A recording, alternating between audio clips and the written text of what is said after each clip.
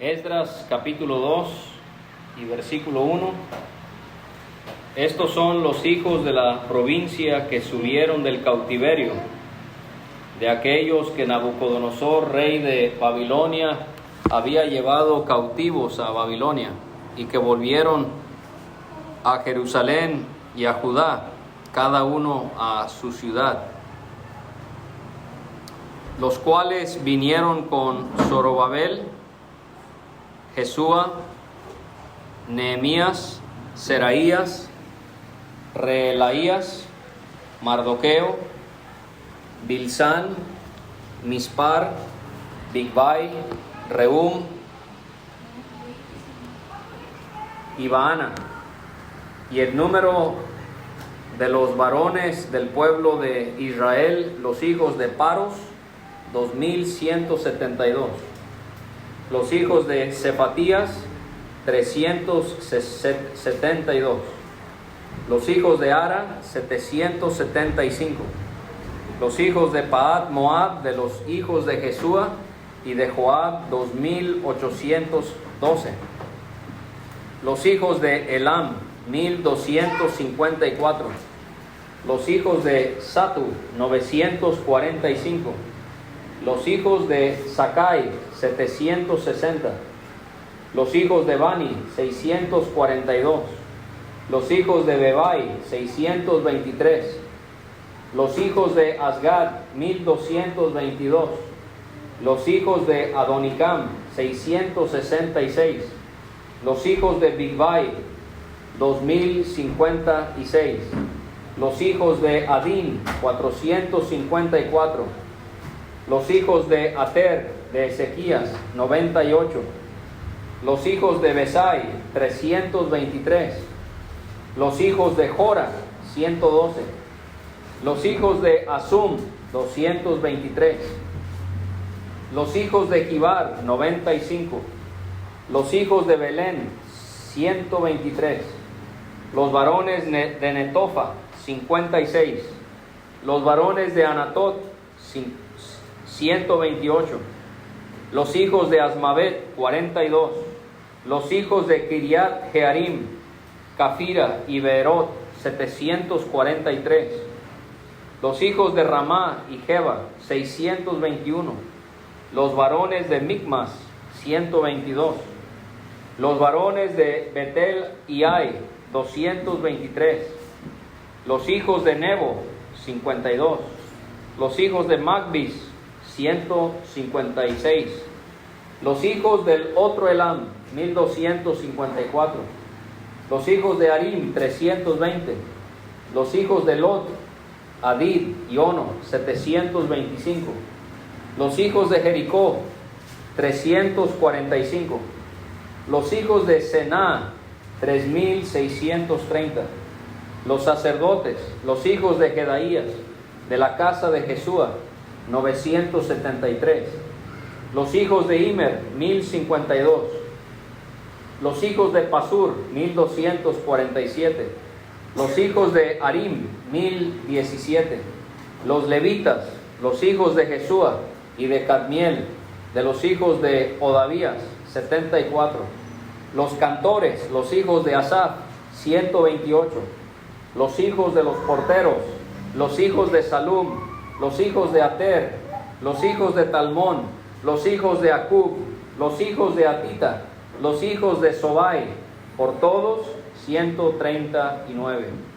Los sirvientes del templo, los hijos de Sia, los hijos de Azufa, los hijos de Tabaot, los hijos de Queros, los hijos de Sia, los hijos de Padón, los hijos de Levana, los hijos de Agaba, los hijos de Acub, los hijos de Agab, los hijos de Salmai, los hijos de Anán, los hijos de Gidel, los hijos de Gaar, los hijos de Reaía, los hijos de Resín, los hijos de Necoda, los hijos de Gazam, los hijos de Usa, los hijos de Pasea, los hijos de Besai, los hijos de Asena, los hijos de Meunim, los hijos de Nefusim, los hijos de Bakbuk, los hijos de Acufa, los hijos de Arur, los hijos de Baslut, los hijos de Meida, los hijos de Arsa, los hijos de Barcos, los hijos de Císara, los hijos de Tema, los hijos de Nesía, los hijos de Atifa, los hijos de los siervos de Salomón,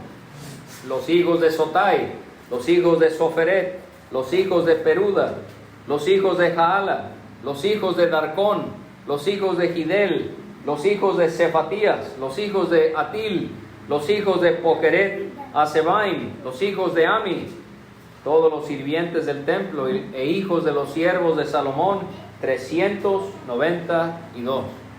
Estos fueron los que subieron de Tel Mela, Tel Arsa, Kerub, Adán e Imer, que no pudieron demostrar la casa de sus padres, ni su linaje, si eran de Israel. Los hijos de Delaya, los hijos de Tobías, los hijos de Necoda, 652. Y de los hijos de los sacerdotes, los hijos de Abaía, los hijos de Cos, los hijos de Barzilai, el cual tomó mujer de las hijas de Barzilai Galaadita, y fue llamado por el nombre de ellas. Estos buscaron su registro de genealogías, y no fue hallado, y fueron excluidos del sacerdocio. Y el gobernador les dijo que no comiesen de las cosas más santas hasta que hubiese sacerdote para consultar con Urim y Tumim.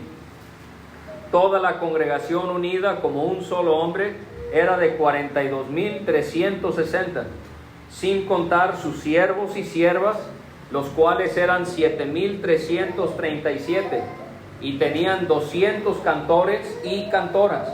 Sus caballos eran 736, sus mulas 245, sus camellos 435, asnos 6,720. Y algunos de los jefes de casas paternas, cuando vinieron a la casa de Jehová que estaba en Jerusalén, hicieron ofrendas voluntarias para la casa de Dios, para reedificarla en su sitio. Y según sus fuerzas dieron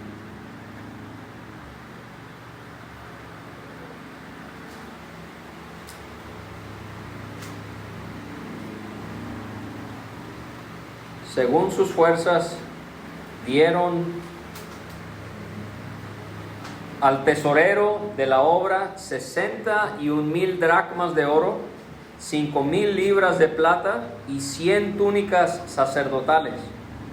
Y habitaron los sacerdotes, los levitas, los del pueblo, los cantores, los porteros y los sirvientes del templo en sus ciudades, y todo Israel en sus ciudades.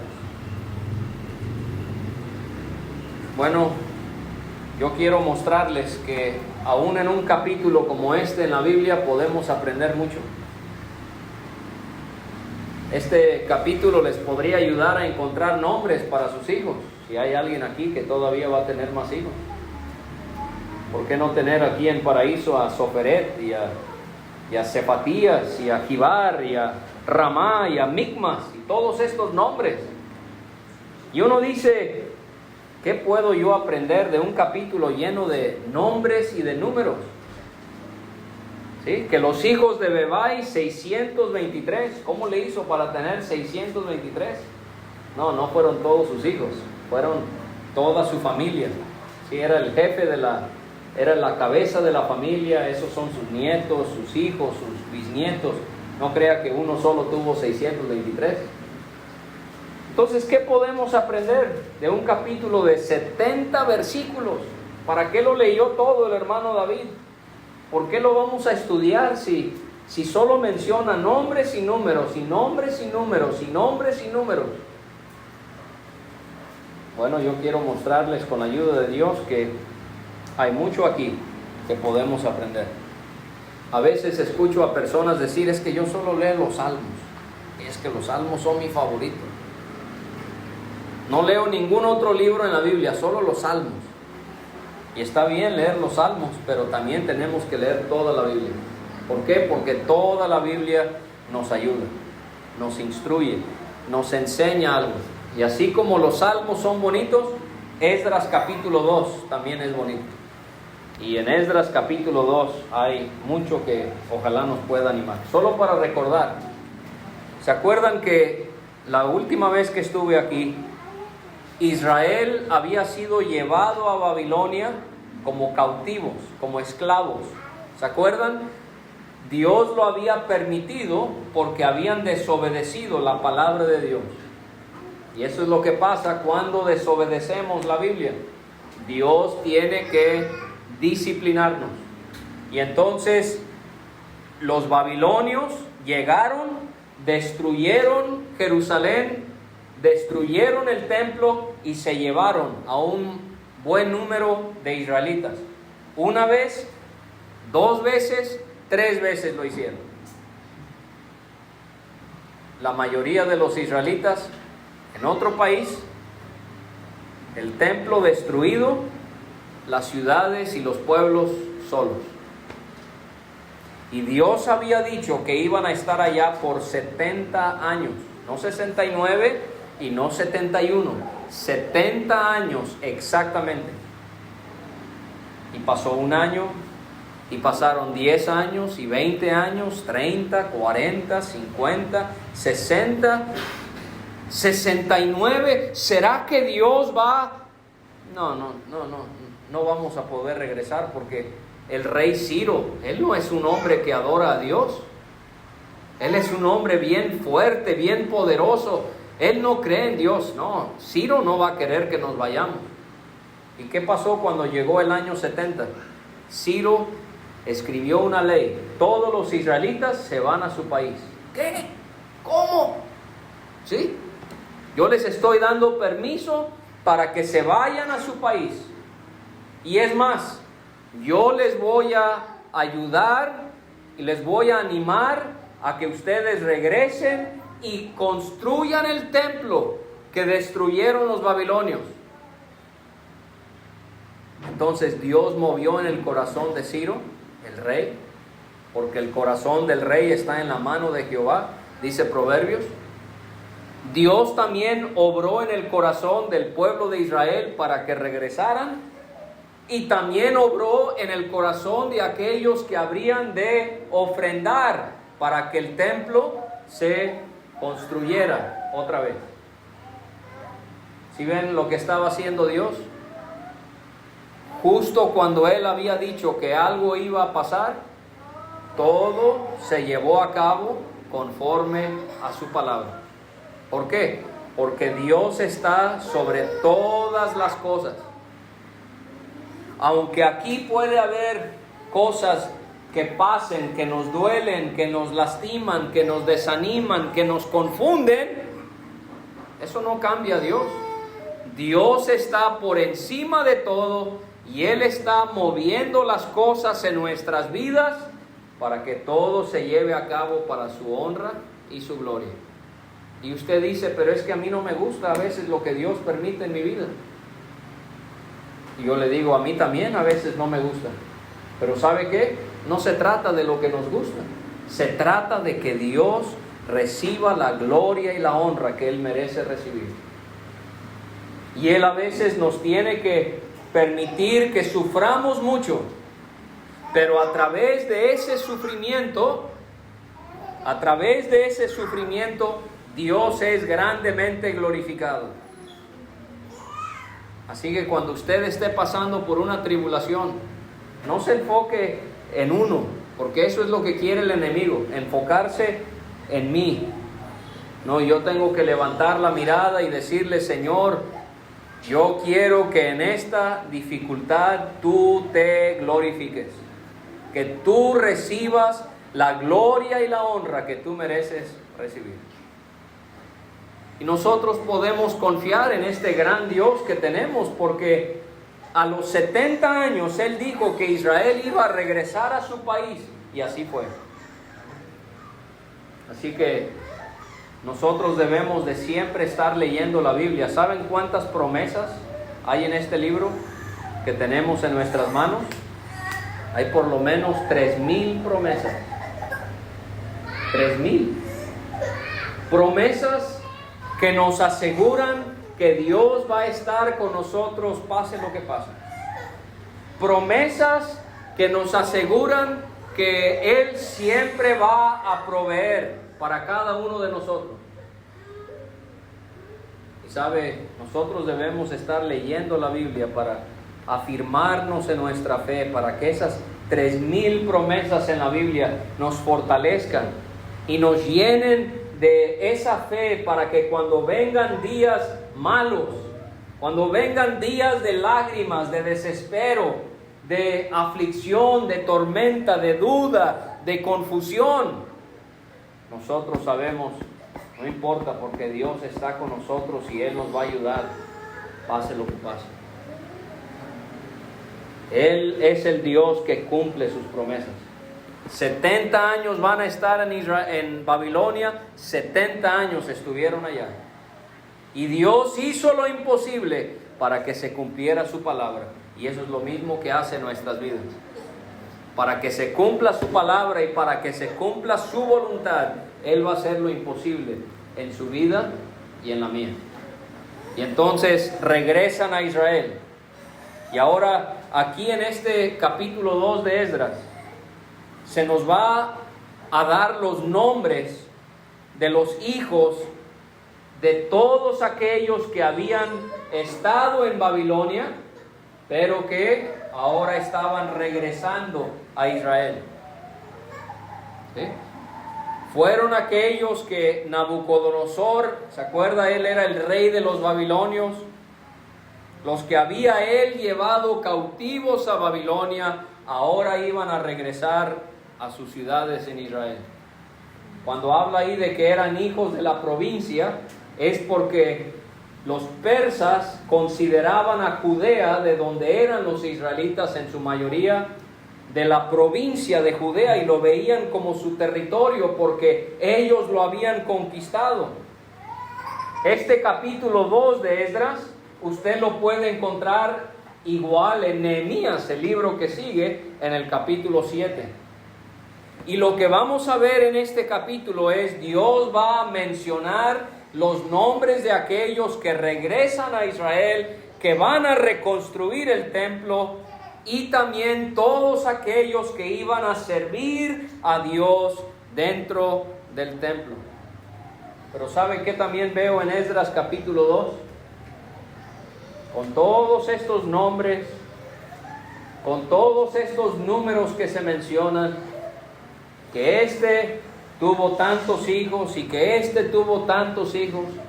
¿Sabe qué veo en Esdras 2? Que Dios no se olvida de su pueblo. Dios no se olvida de aquellos que son suyos. No, pero es que ya estuvieron 70 años allá lejos, Dios, en Babilonia. Él diría, no importa, todavía son mi pueblo y yo no me he olvidado de ellos.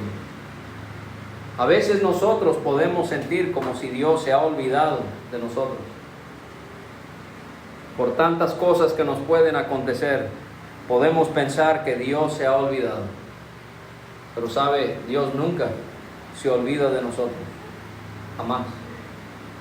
¿Sabe qué dice Isaías? Es imposible que Dios se olvide de nosotros. ¿Sabe por qué?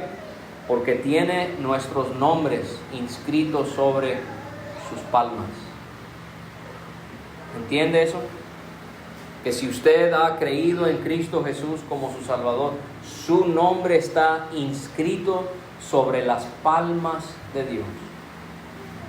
Dios no puede olvidarse de nosotros. Dios está mostrando que Él es el Dios que cuando Él entra en un pacto con su pueblo, Él lo va a cumplir. Nadie va a cambiar sus planes. No va a haber ninguna adversidad que pueda detener o parar a Dios. No, la cosa sigue porque Él manda. Él está en control. Y en medio de toda esa dificultad, Él nos muestra que nunca se olvida de nosotros.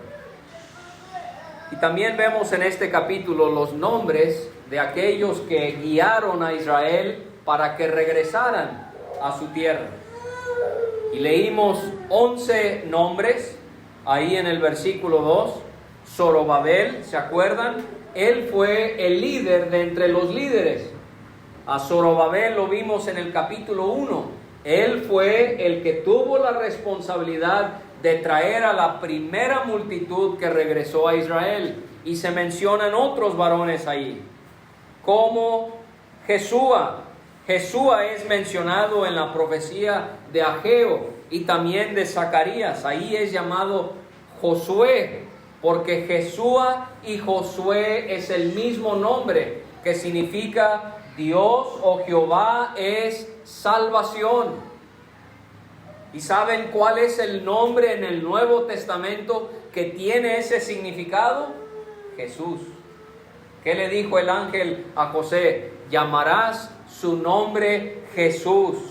¿Por qué? Porque Él salvará a su pueblo de sus pecados. Qué nombre tan bonito. Josué en el Antiguo Testamento, Jesúa.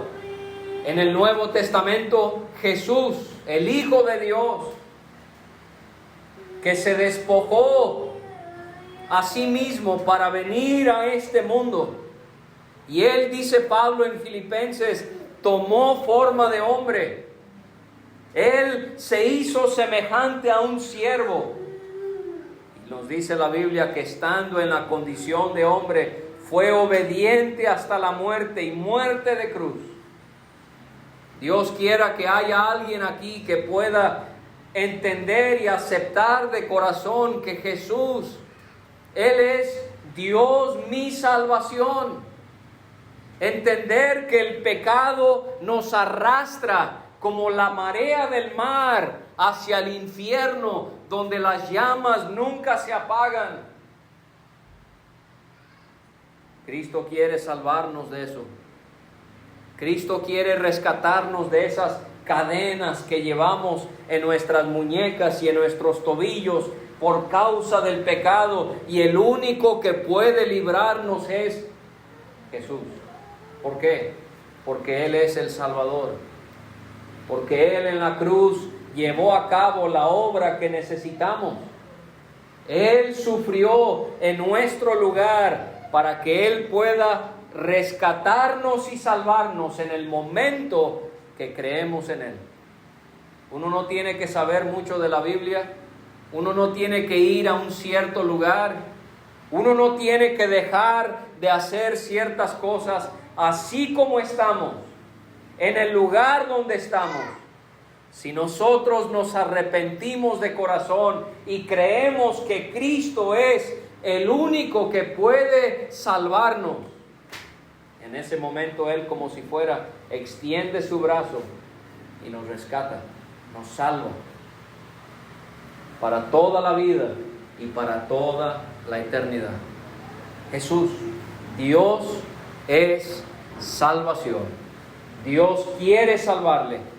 Dios puede salvarle. La pregunta es, ¿quiere usted ser salvo? Ojalá que usted pueda decir que sí. Ahora, cuando leemos acerca de todos estos números, de los hijos de estos varones, como ya dije, estos varones eran las cabezas de cada familia. ¿Sí? Los números incluyen al que era la cabeza de cada familia y solo a sus hijos varones. De manera que en este conteo, en este censo, no se cuentan a las mujeres ni a los niños. Y por eso leímos los hijos de Paros. Ese fue un cabeza de su familia. Paros, él tuvo 2172 hijos. Y así sucesivamente. Ahora, ¿por qué no mejor Dios nos haya dicho para este capítulo? Muchos de los israelitas dejaron Babilonia para regresar a Israel.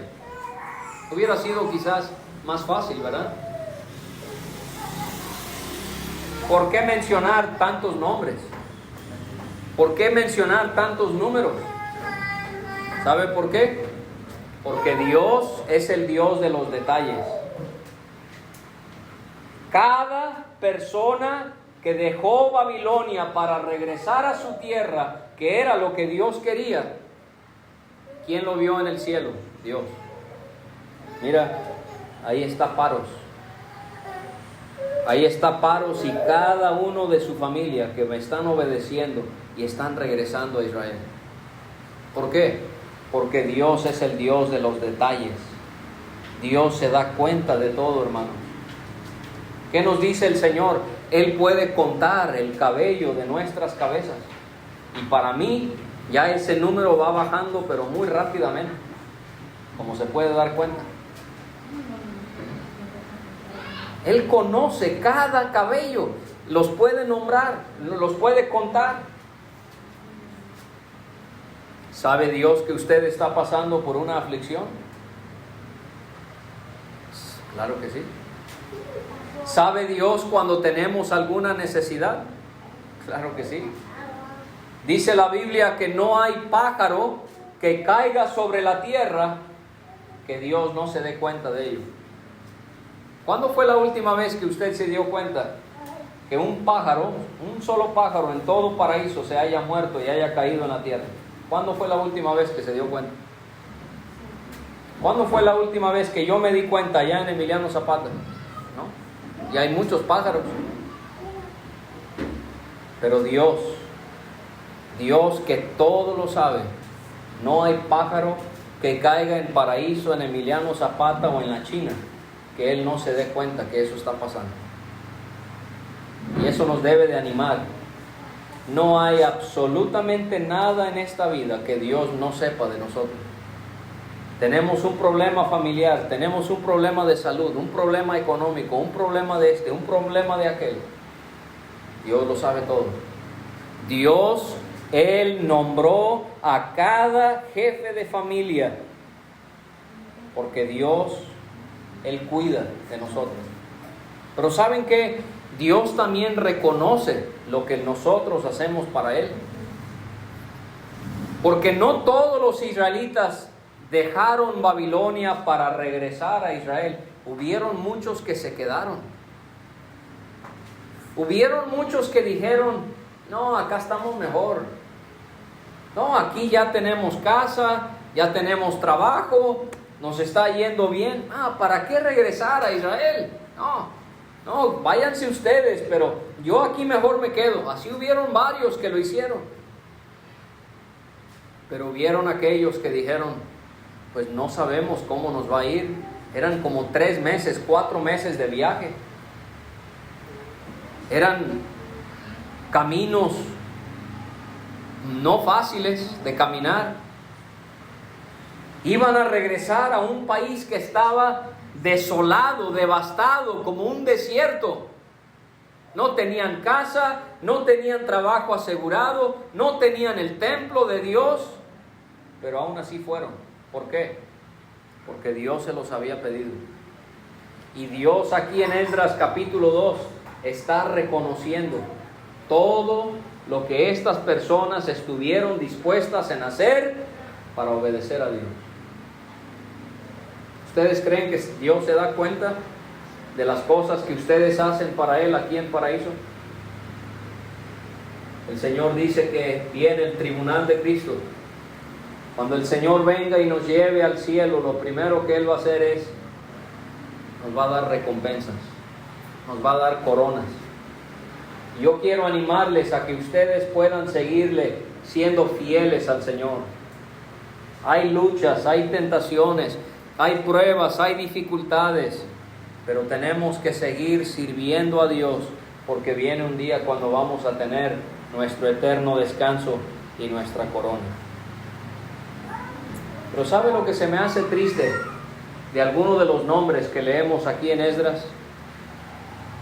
Es que no todos, esta gente eran hebreos, ¿verdad? Eran del pueblo de Israel, sus nombres eran hebreos. Así como nuestros nombres son en español.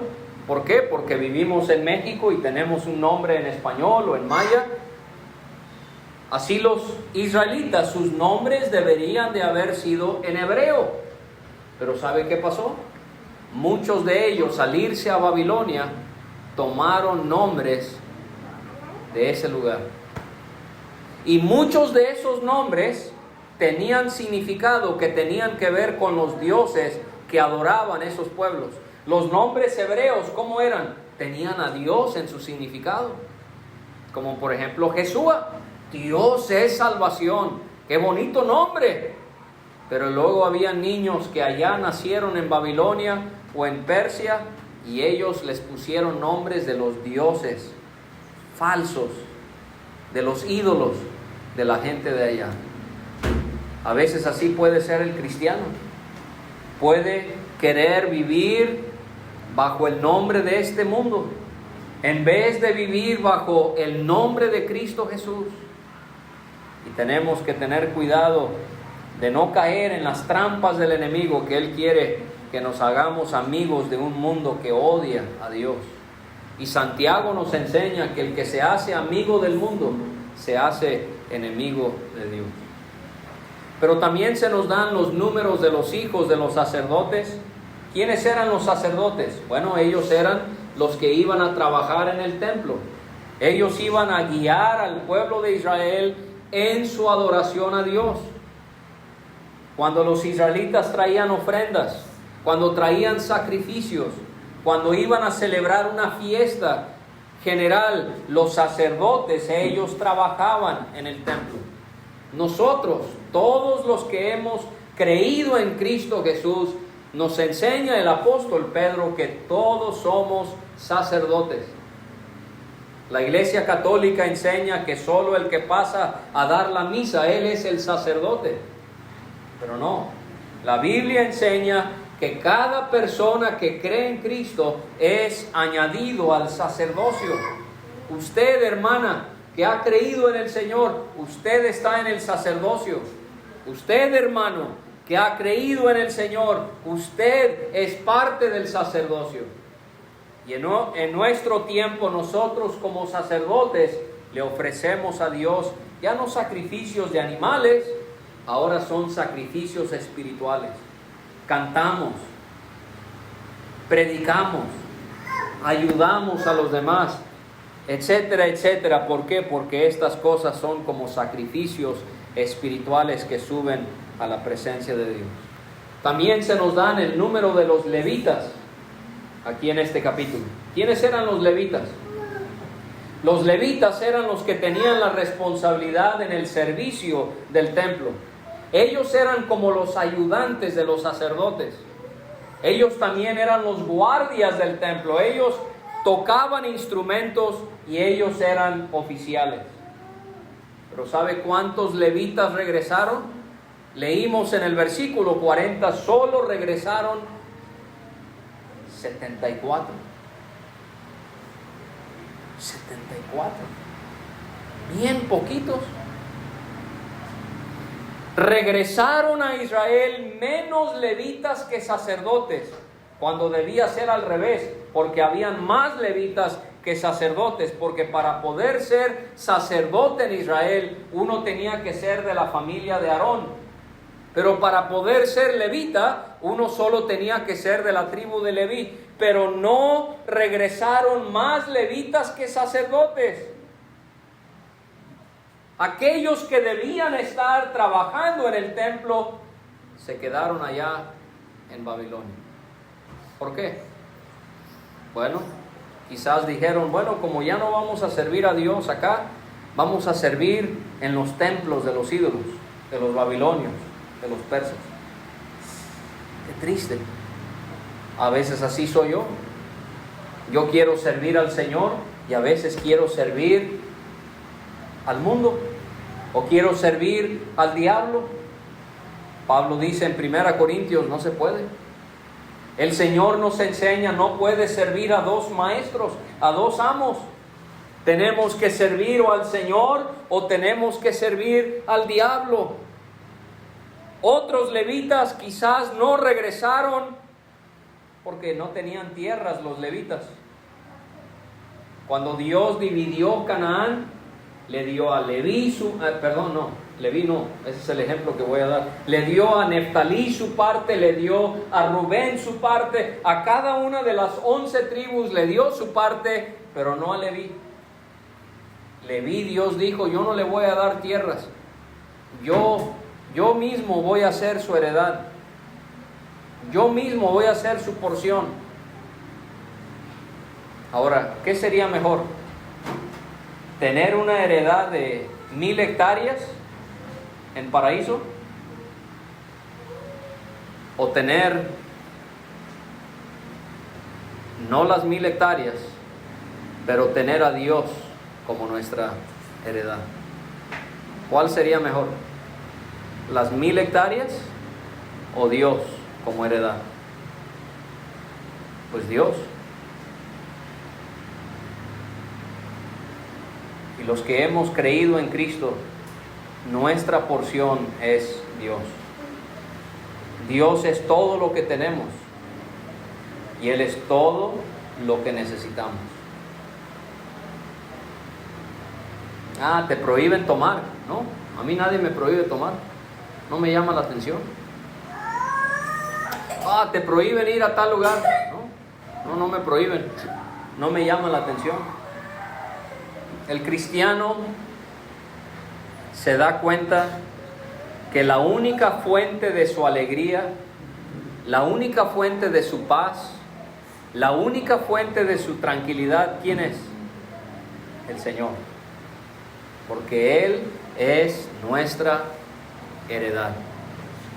Pero todos esos levitas que se habían ido a Babilonia se olvidaron de eso. Aquí sí tenemos tierras. Si vieran el ganado que tenemos y el dinero que hemos hecho. No, allá en Israel no tenemos tierras. Todos los demás van porque tienen su tierra, pero yo no tengo tierra.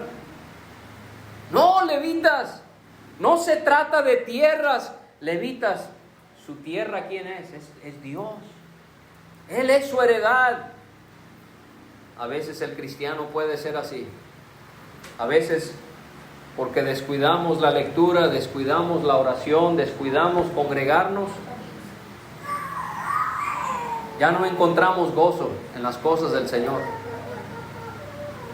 Somos como la iglesia en Apocalipsis, que dice el Señor: han dejado su primer amor. Nunca se nos olvide, hermanos, que lo mejor que tenemos es el Señor. Él es nuestra porción. Él es nuestra heredad. Él es lo mejor que pudiéramos tener.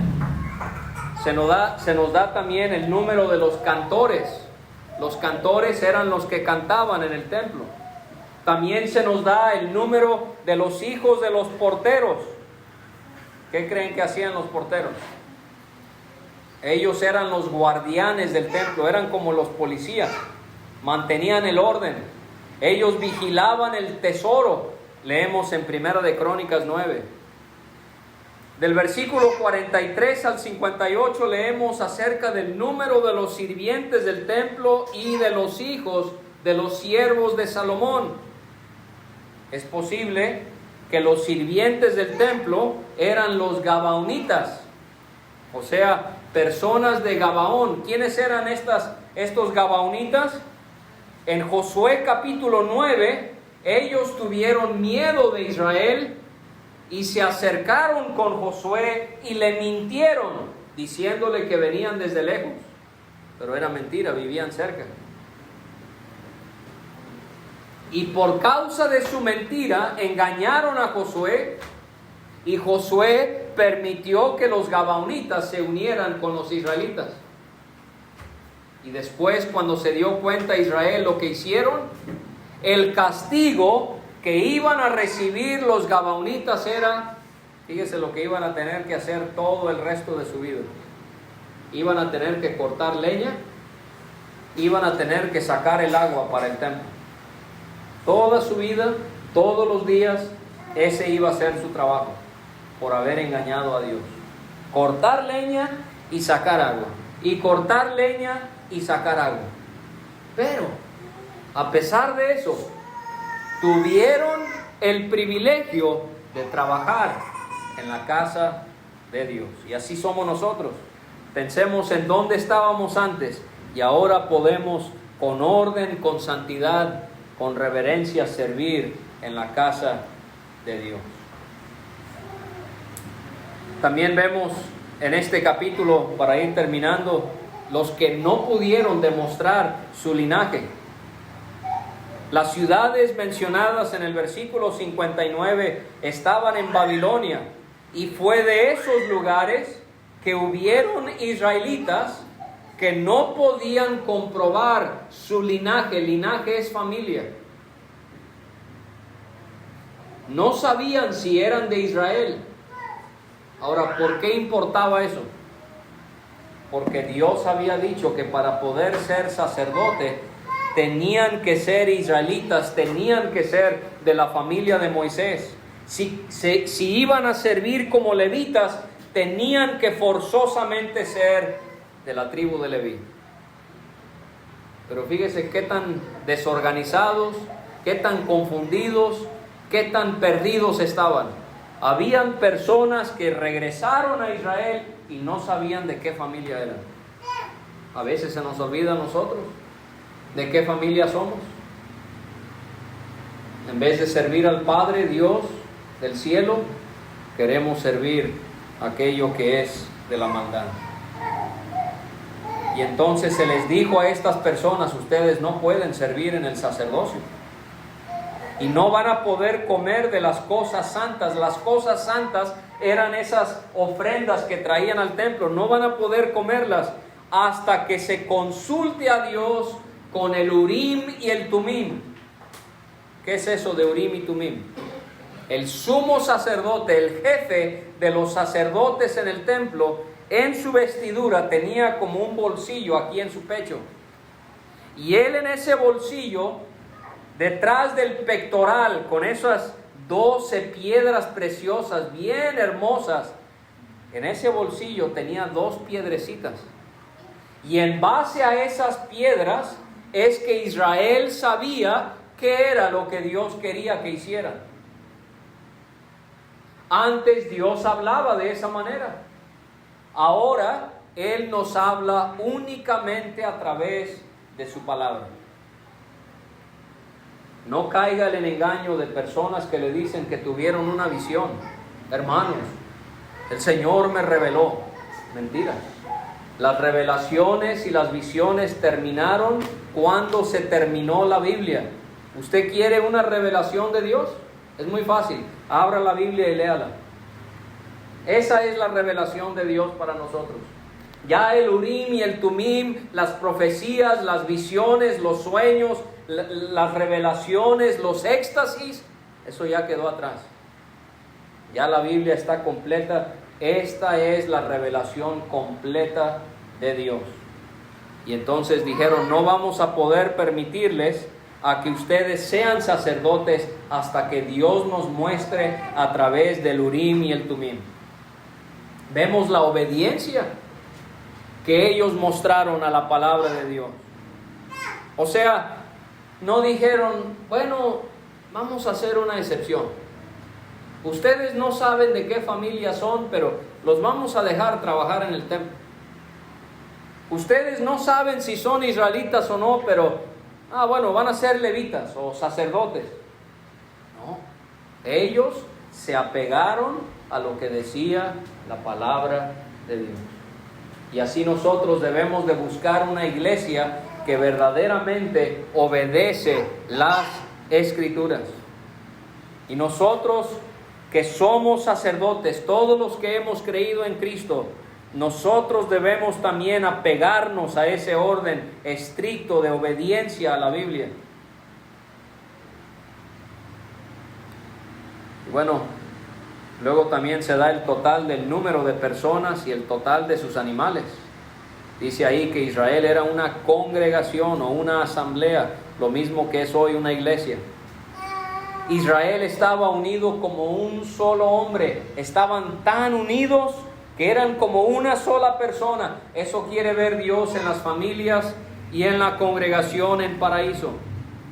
Y el total de los números de personas mencionados fue de 42,360. Recuerde, eso no incluye mujeres y niños. Este número tampoco incluyó a los siervos. No solamente ellos iban a regresar a Israel, pero mencionábamos en la última visita que otras 2 multitudes de israelitas regresarían a Israel. También se da el total de los animales que llevaron consigo mismos. Pero quiero terminar con esto, porque leímos acerca de las ofrendas para la construcción del templo. cómo es que distintos jefes de las familias ofrendaron para la obra que estaba por delante. Y quiero que aprendamos algunas cosas que podemos ver aquí en cuanto a las ofrendas. Porque en cada lugar donde yo voy a predicar, siempre escucho lo mismo. Es que yo vengo de una iglesia donde se nos pedía, se nos exigía, hice esto. No. La primera cosa es, sus ofrendas eran voluntarias. Eso lo vimos en el versículo 68. Dice ahí, hicieron ofrendas voluntarias. ¿Qué son ofrendas voluntarias? ¿Alguien les obligó a hacerlo? ¿Alguien les pidió que lo hicieran? No, fue voluntario. Así como usted vino a esta reunión, ¿alguien le obligó a venir? No vaya alguien a levantar su mano. Ojalá que todos están aquí porque tuvieron ese deseo. No, estamos aquí porque fue nuestra voluntad. Nuestra asistencia aquí es voluntaria. Así debe de ser las ofrendas. Debe de ser voluntario. Dice Pablo en 2 Corintios, cada uno dé como propuso en su corazón, no con tristeza ni por necesidad, porque Dios ama al dador alegre. Si el hermano mengano dice, todos tienen que dar 75 pesos, y todos damos 75 pesos, ¿dimos con alegría? No, dimos por necesidad. Si el hermano mengano se da cuenta que yo no di los 75, me va a poner en una lista y le va a decir a todos los hermanos que yo no di ese dinero. No, yo no quiero mi nombre ahí, mejor lo doy. ¿No? Con tristeza. Hermano, yo estos 75 los quería para una pizza, pero pues ahí le va. No, me duele el codo, me duele muchísimo. Estoy dando, pero con tristeza. No, Dios no quiere eso. Dios quiere que ofrendemos con gozo, con voluntad. Señor, esto yo te lo estoy entregando a ti, no porque alguien me lo impuso, no porque alguien me obligó, sino porque yo quiero agradarte y honrarte. Entonces tenemos que ofrendar, pero de voluntad. ¿Sí? La otra cosa, versículo 69. ¿Cómo ofrendaron? Según sus fuerzas. Según sus fuerzas. ¿Qué quiere decir? Ofrendaron conforme a lo que podían. Aquí no hubo una tarifa. A ver, todos me van a dar una dracma de oro. Todos van a traer una libra de plata. Y todos van a traer una túnica para los sacerdotes. Todos tienen que dar lo mismo, todos tienen que dar eso, ¿no? Dieron según sus fuerzas. Eso es lo mismo que encontramos en las cartas de Pablo. Cada primer día de la semana, cada uno de ustedes ponga aparte algo según haya prosperado. Si en esta semana se me enfermó el hijo, tuvimos que pagar la luz, tuvimos que inscribir al niño, tuvimos que esto y aquello. El Señor sabe que esta semana me fue difícil y que yo le voy a poder ofrendar esta cantidad. Pero la otra semana me salió un trabajo aparte del otro trabajo que tengo. No se me enfermó el niño, no tuvimos que inscribirlo otra vez porque solo es una vez y ahora tengo más, ahora le puedo dar más al Señor. O sea, ofrendamos al Señor conforme a lo que hayamos prosperado. Debemos dar conforme a nuestras fuerzas. La Biblia, de Hechos hasta Apocalipsis, nos dice cómo se debe de manejar la iglesia. Hechos, Apocalipsis. Y desde Hechos hasta Apocalipsis, ¿saben cuántas veces se habla de que tenemos que dar el diezmo? Ni una sola vez. Ni una sola vez. ¿Por qué? Porque el diezmo era para Israel. Israel que vivió hace mucho tiempo allá en el tabernáculo y en el templo. Nosotros ya no somos Israel. Nosotros somos parte de un nuevo pacto. Somos parte de la iglesia. Y hoy en día Dios ya no dice que es el diezmo, es la ofrenda.